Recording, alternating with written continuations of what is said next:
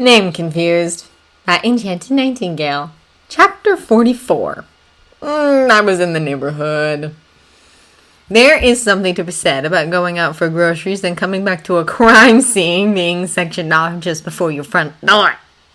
London's finest were there, sirens blazing, tape cutting off the traffic, and curious neighbors were all out there on the street making the grocery-carrying wizard stop short. Normally, he would just make himself invisible and sidestep all the ruckus, but he recognized at least two people in the crowd of uniformed officers and forensics personnel. Sherlock was easy to spot, tall, with curls and an expensive coat.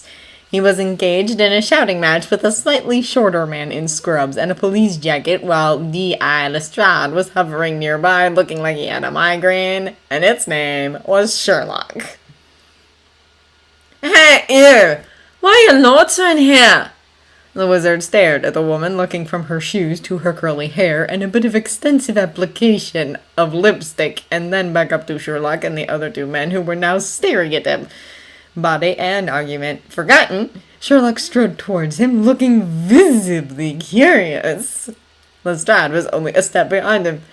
Well, fancy seeing you in the neighborhood," the genius said, taking in the green-eyed man's attire. Casual jeans and a shirt with a jacket over it, dark coloring and everything, the grocery bag and the phone in his hand. "You stay here, in this neighborhood?"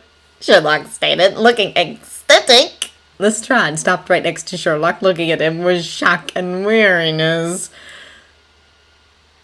"Is everything all right?" he eyed Sherlock. "There's no—" "Relax, Lestrade. He's not here in his official capacity. He is staying somewhere on this street," the genius said, looking around. "Holmes!" Sherlock rolled his eyes. "Anderson!" He said the name as if it was a vile word. "What do you want? I told you that man was killed by his mistress because he was unwilling to leave his wife. I don't know why you called me in for something so boring." Sherlock accused the D.I., who then rolled his eyes. "Listen, what is your name?" Greg asked the wizard. "Mog," the green-eyed man replied, ignoring the frown on Sherlock's face. "How unremarkable," the genius said. "Were you feeling bold today, Mark?" "Somewhat, yes," the wizard replied.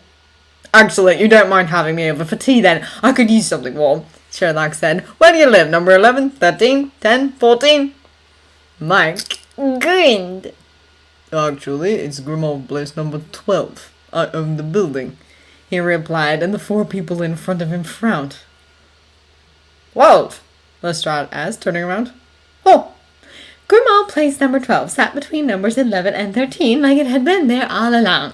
Lestrade frowned but let it go, stirring a disgruntled Anderson back towards the baddie. The female officer shot Sherlock a look and walked away. As for the young genius, he was eyeing the building with suspicion. He then looked at the wizard. "That was not there before," he said carefully, eyes pinned on Mark with suspicion and a hunger.